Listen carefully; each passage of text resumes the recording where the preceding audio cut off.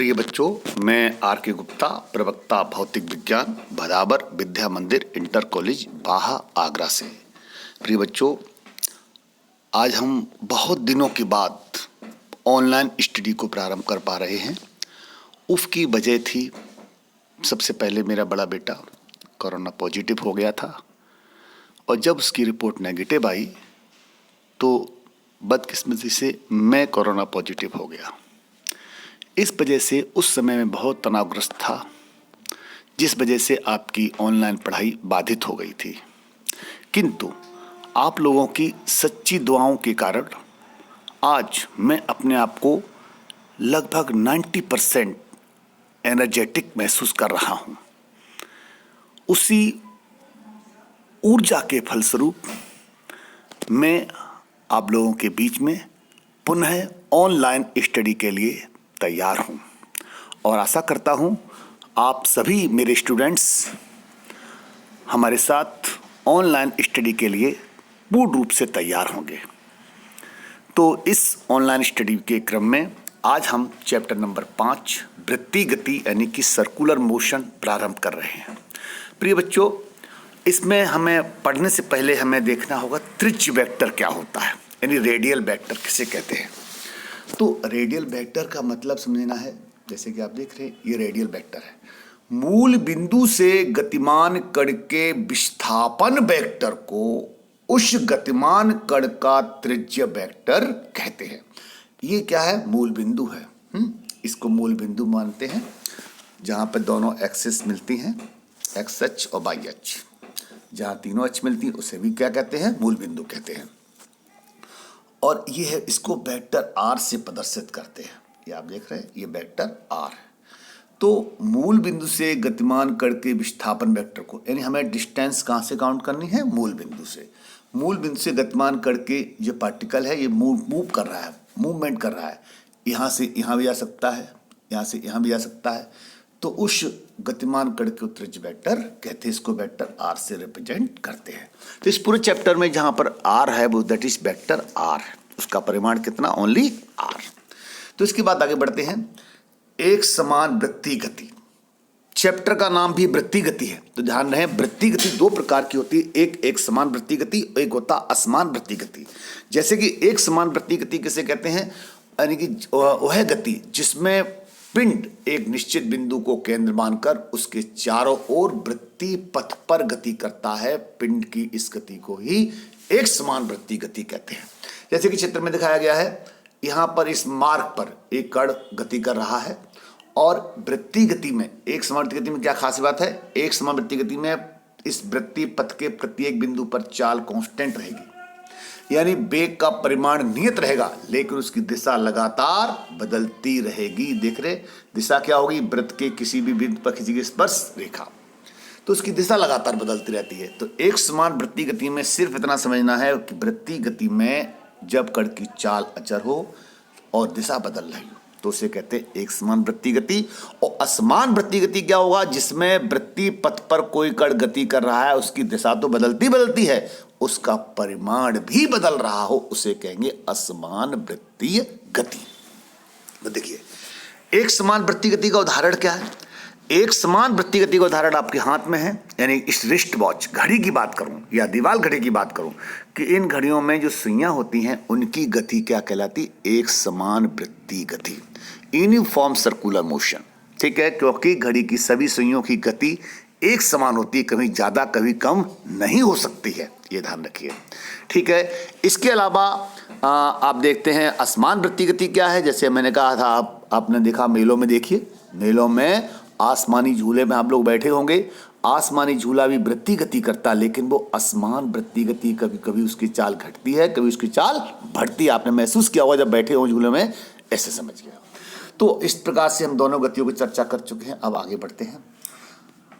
कोणीय विस्थापन, ध्यान रखिए, हमें इस पूरे चैप्टर में परिभाषा एक समान वृत्तीय गति से प्रारंभ करनी है।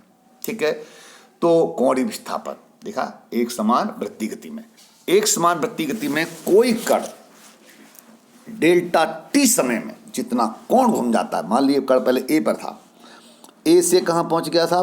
बी पर पहुंच गया।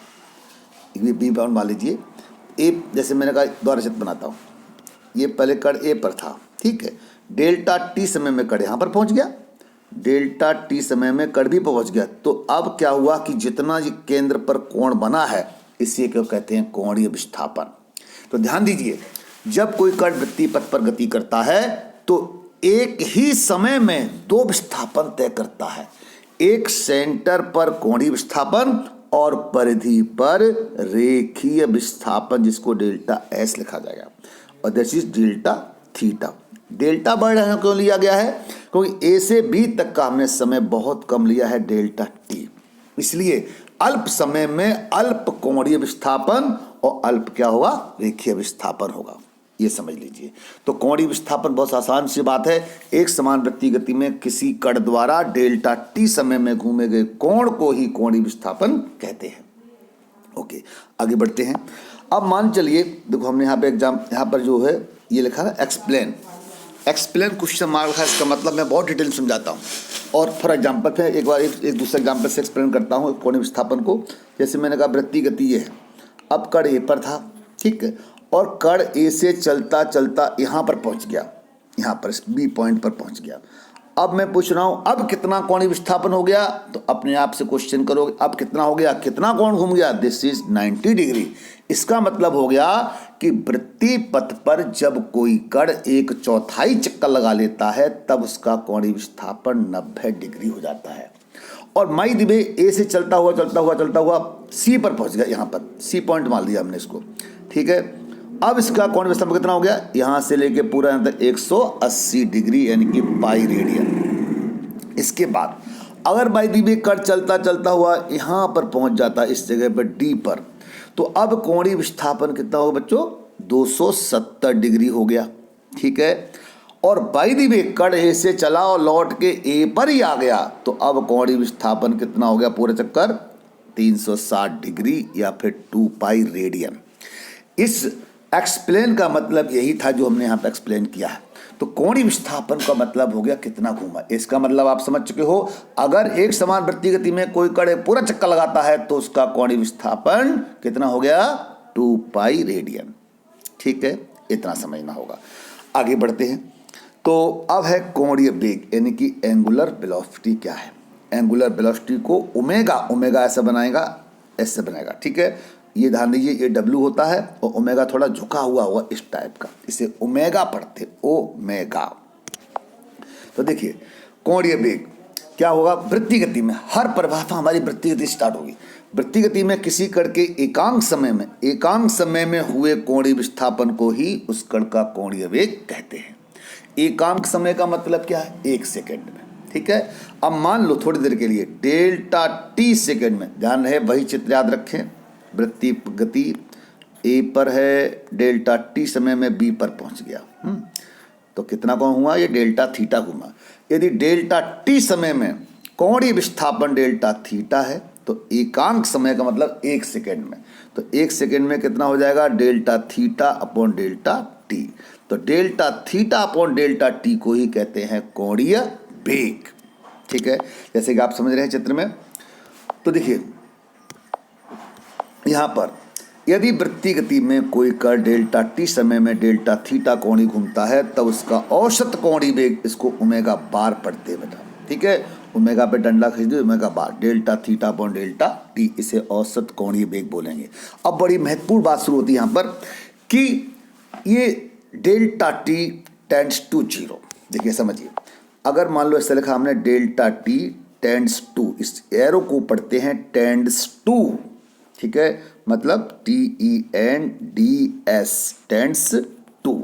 टेंड्स टू का मतलब होता है अग्रसर, यानी डेल्टा टी 0 की तरफ अग्रसर है। इक्वल टू 0 नहीं बताया गया, डेल्टा टी टेंड्स टू 0। जब समय ए से बी तक पहुंचने में समय बहुत कम लगे, ना के बराबर लगे, नेग्लेक्टेड टाइम लगे, तब उसे बोलेंगे डेल्टा टी टेंड्स टू 0। और जब कोई कार्य करने में समय बहुत कम लगता तो उसको हम एक वर्ड यूज करते हैं तत्काल। तत्काल शब्द का प्रयोग वहां करेंगे जहां पर किसी घटना को घटित होने में समय नेग्लेक्टेड लगता है, नगण्य लगता है, तब हम समय को यूज करेंगे तत्काल तत्काल वर्ड का प्रयोग करेंगे बच्चों, ठीक है। तो ये आपको समझना है कि जब हम तत्काल वर्ड यूज करेंगे तो डेल्टा टी टेंड्स टू 0 बोलना होगा। देखिए साहब, अब क्या है, यदि डेल्टा टी टेंड्स टू 0 तब औसत कोणीय वेग तात्कालिक कोणीय वेग के बराबर होता है। यानी कि अब क्वेश्चन आता है कि औसत कोणीय वेग तात्कालिक कोणीय वेग बराबर कब होगा, जब डेल्टा टी टेंड्स टू 0 होगा। उस कंडीशन में अब हम इसको लिखेंगे तात्कालिक कोणीय वेग को ओनली ओमेगा से लिखते हैं। तो उसके लिए क्या करना है, केवल लिमिट, देखिए मैं इसको बार बार रिपीट करता हूँ, तब लिखेंगे ओमेगा बराबर लिमिट LIM और delta T tends to 0 delta theta upon delta T, इसे कहते हैं तात्कालिक कोणीय वेग। इस पूरे को शॉर्टकट में लिख सकते हैं D theta upon D T बोल सकते हैं, ये मैथमेटिकल फॉर्म है, ठीक है, इसको ऐसे लिख सकते हैं। तो ये हो गया औसत कोणीय वेग। आगे बढ़ते हैं, कोणीय वेग की डिटेल और पढ़ते पेज नंबर 2 पे हम लोग आ चुके हैं। यह एक सदिश राशि है, वेक्टर क्वांटिटी। जब भी कोई वेक्टर क्वांटिटी होगी इसका मतलब उसकी दिशा बतानी है। यदि कण, अब देखिए आप जानते हैं वृत्तीय गति 2 प्रकार की होती है, एक होती है साहब क्लॉकवाइज, ठीक है, इस तरह से ये क्या है क्लॉकवाइज, घड़ी की दिशा में। एक वृत्तीय गति होती है एंटी क्लॉकवाइज, घड़ी के विपरीत दिशा में। तीसरी गति दुनिया में कहीं नहीं मिलेगी वृत्तीय गति, 2 प्रकार की। अब हमें देखना है कि कोणीय वेग की डायरेक्शन क्या है। यदि कोई कण वृत्तीय पथ पर क्लॉकवाइज घड़ी की दिशा में गति करता है तब उसका कोणीय वेग की दिशा क्या होगी, कागज के तल के लंबवत नीचे की ओर होगी। इसको समझने का प्रयास करिए, ठीक है। और अगर वृत्तीय गति एंटी क्लॉकवाइज डायरेक्शन में हो रही है तब कोणीय वेग की दिशा कागज के तल के लंबवत ऊपर की ओर होगी। इसको बड़ा बेहद आसानी समझ सकते हैं, आप लोगों ने प्रैक्टिकली किया होगा। जैसे मान लीजिए हम कोई बोल्ट कस रहे हैं, ठीक है, अगर हम बोल्ट कस रहे हैं तो कसते समय उस बोल्ट को आपको डेफिनेटली वृत्तीय गति में घुमाना होगा। बोल्ट कसना और बोल्ट खोलना, जब आप बोल्ट को कस रहे होते हैं तब आप इसको सोचिए कैसे घुमाते हैं, क्लॉकवाइज घुमाने पर वह बोल्ट ऊपर जाता है कि नीचे जाता है, आपने देखा हुआ नीचे जाता, तभी तो कस पाएगा। यानी बोल्ट को क्लॉकवाइज घुमाने से बोल्ट तल के लंबवत नीचे तरफ जा रहा है, इसका मतलब बोल्ट कस रहा है। इसका मतलब होगा बोल्ट को कसने के लिए हमें उस बोल्ट को क्लॉकवाइज दिशा में घुमाना है।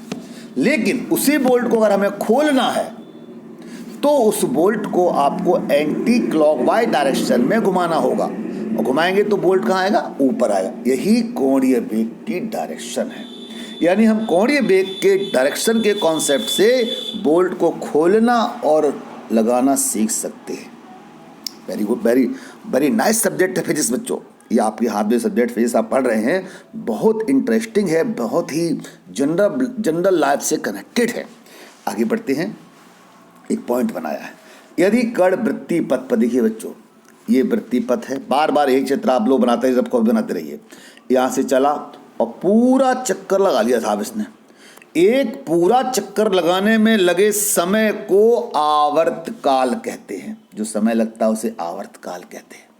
आवर्तकाल क्या हो गया, एक पूरा चक्कर लगाने में लगा समय, उसे आवर्तकाल कहते हैं। तो आप जरा सोचिए, चित्र को देखेंगे, एक पूरा चक्कर लगाने में कोणीय विस्थापन कितना हो गया, यहाँ से यहाँ तक 2 पाई रेडियन या 360 डिग्री, और समय कितना हुआ, कैपिटल टी यहाँ पर समय हो गया, उसका आवर्तकाल हो गया, ठीक है।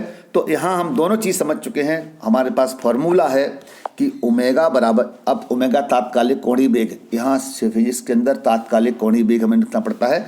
ओमेगा बराबर तुमने पढ़ा है क्या कहते हैं, delta theta upon delta T पढ़ा था ऐसे।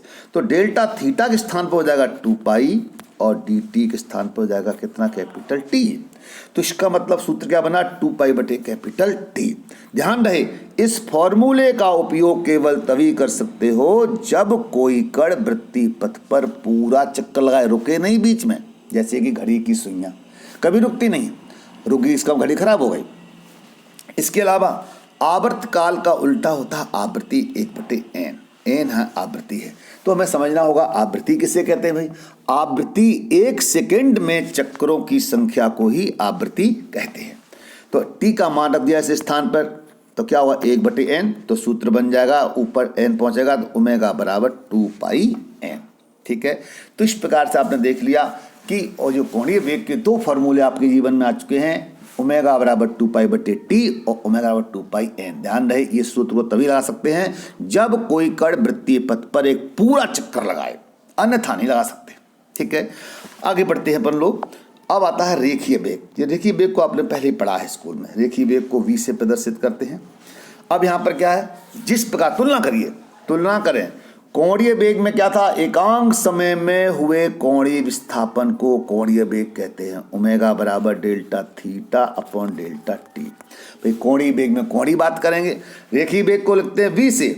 रेखीय वेग क्या है, एकांक समय में हुए रेखीय विस्थापन को रेखीय वेग कहते हैं। रेखीय विस्थापन डेल्टा एस, समय कितना डेल्टा टी, तो सूत्र बना डी डेल्टा एस बटे डेल्टा टी, इसे बोलेंगे delta theta upon delta T. तुलना करें, तुलना, ये कोणीय वेग और ये रेखीय वेग। देखिए भाई, तो रेखीय वेग, हाँ, डेल्टा टी समय में रेखीय विस्थापन डेल्टा एस हो तो औसत कोण रेखीय वेग कितना delta S upon delta T. वही बात फिर दोबारा, अगर डेल्टा टी अनंत सूक्ष्म हो मतलब टेंड्स टू 0 हो, तब उसके रेखीय वेग को तात्कालिक रेखीय वेग कहते हैं। तो तात्कालिक रेखीय वेग v बराबर limit delta T tends to 0 delta S upon delta T, इसको शॉर्टकट में कहते हैं ds अपॉन dt। वेग का मात्रक मीटर पर सेकेंड। और कोणीय वेग का मात्रक क्या हो गया, सूत्र क्या था भाई, delta theta upon delta T. Delta theta नहीं कोण का मात्रक रेडियन, समय का मात्रक सेकेंड, तो रेडियन प्रति सेकेंड इसका मात्रक बन गया। कोणीय वेग का मात्रक रेडियन पर सेकेंड, रेखीय वेग का मात्रक मीटर पर सेकेंड। दोनों बात समझ में आ गई सबके।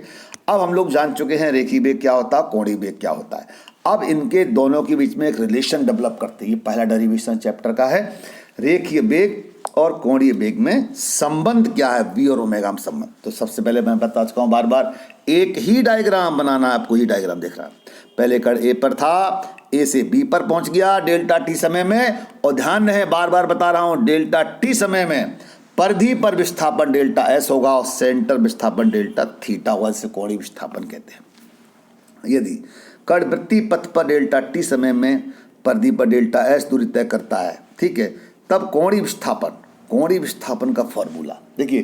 कोण बराबर तुमने क्या पढ़ा, चाप बटे त्रिज्या, बचपन से पढ़ते आ रहे हैं।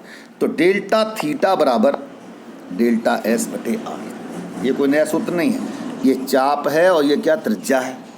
ठीक है, हाई स्कूल में पढ़ा है, कोण बराबर चाप बटे त्रिज्या, ये सूत्र हो गया। अब हमें क्या करना, अभी हमें यहाँ देखिए, हमें क्या करना, इसके अंदर हमें कोणीय वेग भी लाना, रेखीय वेग लाना। अब कोणीय वेग क्या होता है, delta theta upon delta T, और रेखीय वेग क्या होता है, delta S upon delta T. Delta theta है, डेल्टा एस है, तो दोनों तरफ डेल्टा टी का भाग दीजिए। हमें आवश्यकता किस बात की है, डेल्टा टी के भाग की, भाग दिया। तो delta theta upon delta T, इधर delta S upon delta T into 1/r।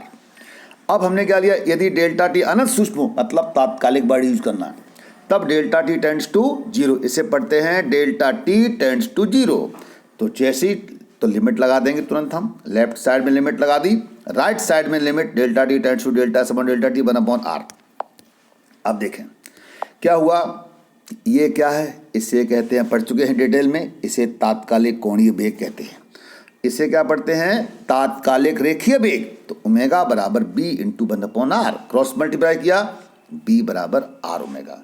तो इस फॉर्मूला बन चुका भाई बच्चों, b बराबर r ओमेगा बन गया। जैसे हमने स्पष्ट कर दिया है, ये तात्कालिक कोणीय वेग, ये तात्कालिक रेखीय वेग। तो b बराबर r ओमेगा, ये सूत्र हमें प्राप्त हो चुका। अब हम इसके डिफरेंशिएट बनाते हैं। देखिए भाई, अब यहाँ पर पहले बता चुका हूँ, कण वृत्तीय पथ पर पूरा चक्कर काट रहा है, उस कंडीशन में क्या होगा, ओमेगा बराबर क्या हो जाएगा, 2π/t या 2πn। तो तब उसका सूत्र बन जाता है b बराबर r इंटू 2πn। इसको नोट्स पे लिखा नहीं है, आप लोग इसको समझ सकते हैं, क्योंकि हमने ओमेगा बदल दिया। ओमेगा 2π/t होता तो एक और रूप बन जाएगा इसका, b बराबर r 2π/T। तो रेखीय वेग का मेन फार्मूला ये है, ये दो फॉर्मूला बना सकते हैं, ये आवृत्ति के पदों में, ये आवर्तकाल के पदों में हो गया। ठीक है, अब हम लोग पेज नंबर 3 पे आ चुके हैं। तो पेज नंबर 3 पे पहुंचते हैं। तो इन पे क्या देख रहे हैं, अब आता है इसका वेक्टर फॉर्म क्या है। देखिए साहब, ये वेक्टर फॉर्म है, वेक्टर v बराबर vector omega cross vector r, क्योंकि ये वेग सदिश राशि है, यहाँ पर दो वेक्टरों का वेक्टर गुणन है, आप लोग वेक्टर में पढ़ चुके हैं, क्रॉस प्रोडक्ट आ रहा है। ठीक, एक यहाँ पे क्वेश्चन लिखिए बच्चों, क्वेश्चन में बताने का प्रयास करता हूँ, यहीं पे तुरंत समझा देता हूँ ताकि आप अपने रफ कॉपी आप निकाल लीजिए, उस रफ कॉपी में इसको आप समझते जाएंगे। एक घड़ी की सेकंड सुई, तो बच्चों मैं बता दूं, फिर रिपीट कर रहा हूँ, घड़ी में 3 सुइयाँ होती हैं, सेकंड सुई, मिनट सुई, घंटे सुई। अब जब ऐसे क्वेश्चन आए तो आप बिना पढ़े एक काम कर लीजिए कि सेकंड अगर सुई है तो उसका आवर्तकाल कितना होता है बच्चों, 60 सेकंड, क्योंकि एक पूरा चक्कर लगाने में उसे 60 सेकंड का वक्त लगता है। अगर वो मिनट की सुई है तो उसका आवर्तकाल हो जाएगा कितना, 60 मिनट, और इसको बदलना होगा सेकंड में, 60 गुणा 60 सेकंड। ठीक है, और अगर घंटे की सुई है तो उसका आवर्तकाल हो जाएगा 12 घंटे, 12 घंटे को मिनट में 60 और मिनट को सेकंड में 60, इतना क्या सेकंड।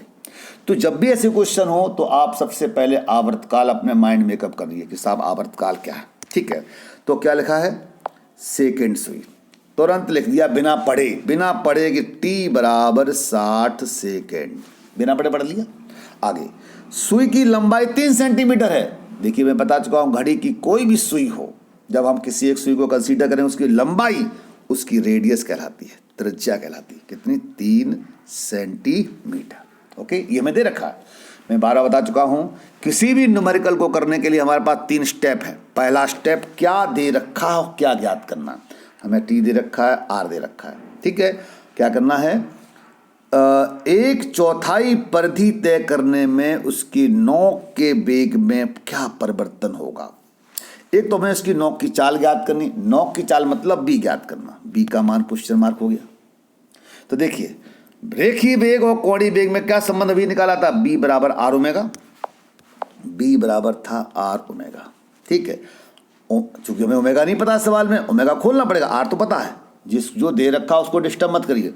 ओमेगा बराबर क्या होता है, 2πn और 2π/t, कौन सा सूत्र लगेगा, 2π/t, क्योंकि हमें t पता है, तो r इंटू 2π/T। r का मान दे रखा है, t का मान दे रखा, पाई का मान 3.14 या 22/60, ये गुणा भाग करिए, डेफिनेटली आंसर आएगा ये वाला। ठीक है, चूंकि सेंटीमीटर है तो आंसर क्या, सेंटीमीटर पर सेकेंड हो जाएगा। ओके, ये इस तरह से हम उसका रेखीय वेग ज्ञात कर सकते हैं। ठीक है, आगे बढ़ते हैं। एक कण 25 सेंटी त्रिज्या के वृत्तीय पथ पर 10 मीटर पर सेकेंड की चाल से चक्कर लगा रहा है, यानी हमको क्या पता, आर पता है। ठीक है, और 25 सेंटीमीटर, और चाल पता है b बराबर 10 मीटर पर सेकेंड। ठीक है, 10 मीटर पर सेकेंड। देखिए यहीं पर जाइए पहले, हाँ ये सेंटीमीटर, ये मीटर पर सेकेंड, नहीं बात बनेगी। इस सेंटीमीटर को बदलिए मीटर में, डिवाइड बाई 100, तो क्या हो गया, 0.25 मीटर। अब बात बन जाएगी, दोनों एक सिस्टम में होना मस्ट कंपल, उसके बाद आगे बढ़ेंगे। ठीक, क्या करना है, रिटर्न दे रखा है, तो कण का आवर्तकाल ज्ञात करो, यानी कि t बराबर क्वेश्चन मार्क, यहाँ पर पहुँचना। ठीक, पहला स्टेप कंप्लीट। पहला स्टेप क्या दे रखा, क्या ज्ञात करना, और इस पर जोड़िए कि सब एक सिस्टम में होने चाहिए, यानी यहाँ साहब ये सेंटीमीटर मीटर पर सेकंड में तो नहीं काम चलेगा, सिस्टम एक रो, MKS, CGS या FPS या SI। अब हमें दूसरा स्टेप क्या लगाना, फॉर्मूला यूज्ड, क्या सूत्र का प्रयोग करेंगे। तो देखिए सूत्र का प्रयोग यहाँ पे क्या होगा, b बराबर हमने पढ़ा है r ओमेगा। ठीक है, r पता है, ओमेगा नहीं पता, ओमेगा बदलिए आवर्तकाल के पदों में 2π/T, r into 2π/T, b बराबर।